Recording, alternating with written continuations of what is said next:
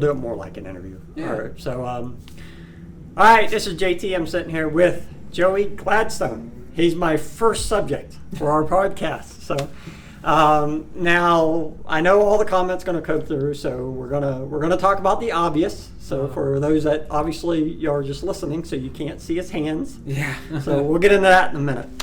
My goal is, how have you been, man? I'm good. I'm good. I feel very blessed. Obviously with what just happened to me, with the crash and stuff like that.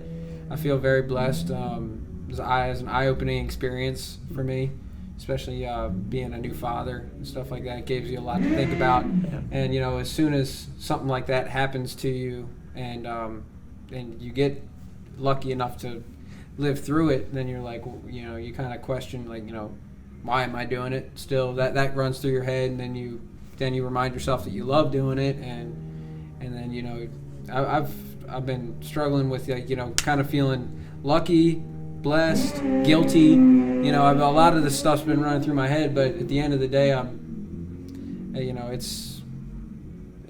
it's going to happen if you do it. If you do it thousands and thousands of times, it very well could happen. It could happen to anybody, and I just feel blessed. Now, no, after it happened, there were some updates out, and your wife put out a great one that some people just can't understand the lifestyle that we lead. It was a post when she gave an update. Right. How, for people that would be listening that quite can't understand, okay, you just went through a violent crash, so you've got a little one, you've got family. Is there a way how do you describe this passion? So, because clearly in the sense of somebody that's looking from the outside, you guys are nuts. Yeah. So how would you describe that to that person? Well, see, the racing isn't. I would guess you would call it an addiction for me. I'm always my life. I go from race to race. There's always going to be the next time I go to the racetrack, and there's always that in my mind. Like whether it's a test session, whether we're going to a grudge race, an NHRA race, or something. There's always the next thing, and it's been like that for a long time, and I can't see my life without that, because then, like, after, it sounds strange, but if you took that away from me, I wouldn't, obviously there's still stuff to look forward to in life, but it's like, when's the next race? I would feel lost. So it's that kind of keeps me going, and that kind of, like, feeds my passion, but it's also, it's like I can't. Even if, a lot of people would say, like, after something like that, maybe it's time to pack it up. But no, it's like, I can't wait to get back on it and prove to myself that that's not me. That's not how I'm going to go out. I'd rather go out on top than have something like that put me out. Now, again, this is April 22nd. Okay, so the people that are listening, this is April 27th. When did this crash occur? The 8th. The 8th. Yeah. So not that long ago. So I was surprised to see you out here. So and of course my first thought is, how you doing? Yeah. And obviously we were talking with Demi and them down there, and you're doing well. Where do you go from here? So Atlanta. I go to Atlanta. I got to give it a shot. I feel right now. I know it sounds crazy, but I feel healthy. My range of motion's coming back. But the reason why we opted to do surgery on my collarbone was for a faster recovery. Okay. The broken ribs and the shoulder blade. There's nothing you can do. You can't cast it. Can't do anything. They don't. I'm not feeling the pain from them right now. Growing the skin back is the hardest part, and I still got a couple more weeks on some of this stuff, but actually every day I feel better, and honestly it's because of my wife.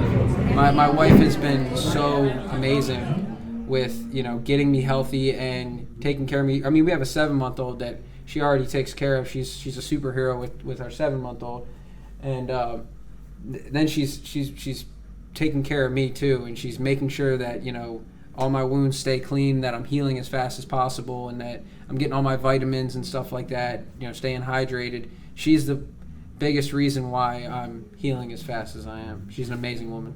Well, you made the comment earlier about the passion of the sport, and like her, she's very supportive of you. Yes, she is. But what's also I think what some people need to understand, because again, I look at it differently because I personally am not a racer. I'm kind of media. I'm in between you racers and the actual reporters of the world, since I'm not a reporter. But you make a comment about the passion and the love of the sport, and I think what people fail to understand is the family aspect that goes in here, such as when we had a conversation earlier, so I want to bring it up now to help people understand that, like when Corey steps up to help, it isn't just his wife helping him and then other people, but I mean, this is truly family. I mean, it is. We spend so much time together as a race team that we spend more time together than with our immediate family.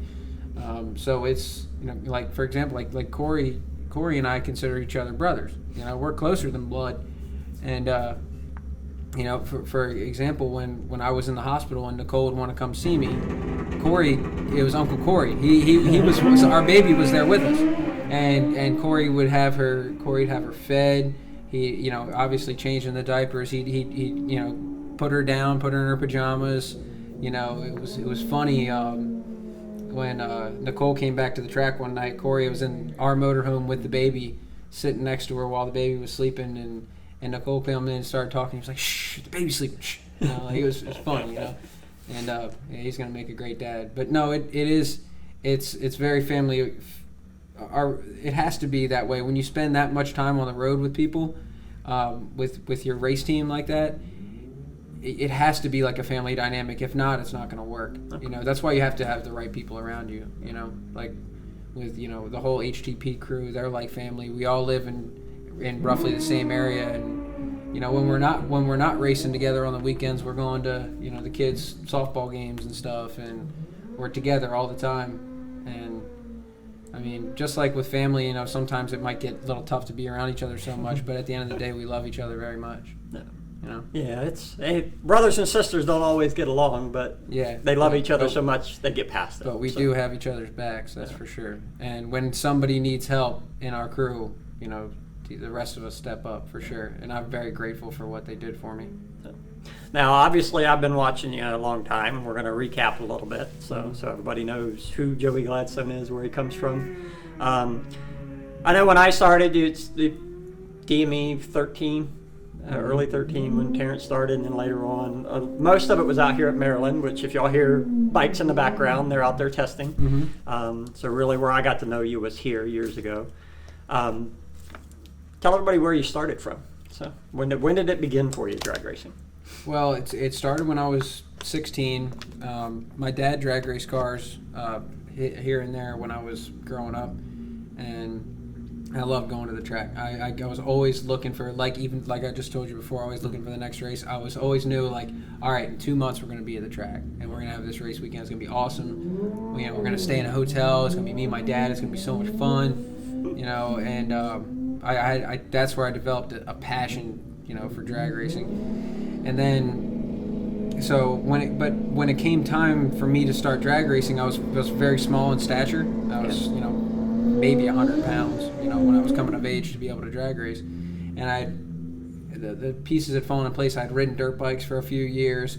We were like, all right, well, let's try motorcycle drag racing, because I was small, I was good at riding motorcycles, and it just seemed like the right thing to do. So we started with a junkyard motorcycle, went to the local track, made sure I liked it, and then we went back the final years of AMA. What was AMA Pro Star, it was AMA drag bike when I got into it in 2007 or 8. We bought a GSXR 1000 and raced it in Super Sport and had some success in that. Then we, years after that, we put a turbo on that bike and started racing Real Street, and we started going fast on that. And that I'm paraphrasing, there's a lot that goes on in between those years, but with the Real Street bike, I got noticed by Dimmy, and Dimmy and Andy changed my drag racing career completely. When they put me on their Pro Street bike, they got obviously their state-of-the-art stuff, and they always have been, but it was 2012 when I started riding for them, and that's when my career really went from just like kind of just average to just kind of went straight up. We won every championship that we could win. We won every year for like 5 years straight, and I owe them a huge debt of gratitude for what they did for me. And but anyway, so I ran with DME for a long time, and raced Pro Street year after year. And I rode a couple different bikes like Tink Tink for Dimmy, and some of his grudge bikes I would ride for him. And then towards the end of the relationship, I got a call to go up to Pro Stock from a guy named Joe Riccardi, and I did 4 races while I was still racing Pro Stock. Pro Street. I did 4 races that year to see if I was any good at it, and then the next year he committed to a full season.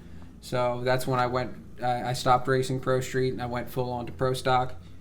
Year after that, we were with the Underdolls. We leased a bike from the Underdolls. Year after that, I was with Corey. I'd already become best friends with Corey before that. And then I started riding with Corey full time. And the rest is history. Now it's been like 3 years now that I've been with Corey and the Whiteleys. So that's how it all took place. That's the whole journey. That's a great, and obviously you're young enough. You're just getting started. Well, you got a lot of racing left in you. I don't know. After that wreck, I think I'm just going to stick to Pro Stock. And if I can get some race wins and a championship accomplished, I don't know how much longer I'll need to do it. But I'll always be involved in it. Now, from let's say your real street bike, then we'll go Pro Street and then Pro Stock to help people understand the difference. Horsepower-wise, what are the situational differences? So if you're trying to explain Pro Stock to somebody, Pro Stock motorcycle compared to Pro Street, so how would you describe that? Because a lot of people say, well, Pro Street, Pro Stock motorcycle, they're only doing 200 miles an hour. Pro Street is doing 230. They said, well, why would you go do something that's doing 200 miles an hour? So can you help those people understand that? Yeah, I got a pretty good thing. I've described this to people before. So the way I describe it is Pro Street and like the no wheelie bar stuff, like especially the turbo stuff. It's almost like riding a bull. It's crazy. It's they can twist up. They can make upwards of, some of these guys are claiming. I mean, nobody puts them on the dyno, but some of these guys are claiming 750 horsepower. That they're pushing. So it's like riding a bull, whereas Pro Stock is more like a ballet. It's a finesse game. You can knock a tenth or 2/10 off of a Pro Stock bike just by riding it wrong. The smallest little details. The way that when you let go of that clutch, if your body's not in a certain position, to where if your chassis is set up to where if you're a lunge rider, if you're like a surge rider, and you don't surge correctly, it's gonna wad the tire up, and you're gonna knock numbers off. So you have to Pro Stock, if you want to go Matt Smith numbers and Angel numbers and Eddie Krawick numbers and Andrew Hines numbers, you got to ride them perfect. You had to extract everything out of those motorcycles. So it's like a ballet. It's hard. You got to do it right, but when you do it right, it's very rewarding. Like in Gainesville, I think I went a 78 on my new bike, and those are the kind of passes where it's rewarding because you feel at one with the bike. You leave, your body is on time with the motorcycle, and everything falls into place and it feels really good. But those, so you're asking about horsepower. Pro Stock bikes make 400 horsepower. That's the goal for a Pro Stock team. They want to make 400 plus. If you make 400, you're doing good. If you're making over 400, you're doing really good. Like Matt's making over 400, going 200 the way he is. He's making big power. And same with Vance and Hines V twins when they were out there. I'm sure they were making over 400. But 400 is for that. And then Pro Street, like I said, there's guys, I don't know the exact number, but there's guys that claim anywhere from 650 to 800 horsepower. It's crazy. You see some YouTube thumbnails and it's like 850 horsepower Hayabusa. It's like, do you really know? Unless you put it on an engine dyno or something like that, or if you're crazy enough to do it on a wheel dyno. But I guess if you do the math, I think it would probably be somewhere between 650 to 750 horsepower to go 232 mile an hour, which is insane. Which is absolutely insane. You know. And your average, for horsepower wise, your average street bike would have your sports street bike. From the factory, restricted is like 160 to 175. Yeah. And then de-restricted, like for example, Cecil Towner of HDP, he took my super stock bike when we first got it, restricted, makes like 168 horsepower or something like that. And by the time he was done with it, with simple bolt-on modifications and de-restricting it, we were making upwards of 210 horsepower. So all with it's completely, stocked engine, all that stuff, but with some velocity stacks and some and like an air filter and a pipe and a tune, found 40 horsepower. So right around, I'd say most of these guys at the drag strip with their flashed ECUs are probably making 180 to 210 horsepower. It's pretty good. Well, it gives the listener a good impression of what's going on. Now, I've watched you over the years, and I've said it to you personally. I've said it to a ton of other people that you can tell when somebody's skilled, a skilled rider, and isn't. And again, it's going to sound like I'm heading in a compliment zone, but that's not what I'm getting at. Is when you're watching, when I'm photographing y'all or videoing y'all, I pay attention to what you're doing, because the way you react is different than the way Ryan Schnitz reacts, or Trevor, or whoever be the case. And I've always known that about you, is that you're always incredibly focused from the point that you come in and you go all the way through. It's interesting how there's so many racers in this sport, but there's different levels of it. So not everybody can ride these pro street bikes. Not everybody can ride these pro stock motorcycle bikes. You're clearly one of the people that can. For the people that, how would I put that? Yes, Joey's probably crazy, but in a good way. Mm-hmm. And I do appreciate him taking some time with me today and talking with me today. But he's a skilled rider. He always has been. He's a good man, and I've watched you grow up over the years, and I'm looking forward to everything else that you got to do. Mm-hmm. And I think I posted a while back. I got to see him grow up. Got to see him become a husband. Then you become a dad. Mm-hmm. So you literally went through the stages of motorcycle racing. You're on the national stage with Pro Stock Motorcycle. Mm-hmm. And I wish you luck. So I'm definitely always a fan. Always will be. Appreciate it, man. All right, it's good stuff. Thank you. Thank you, JT.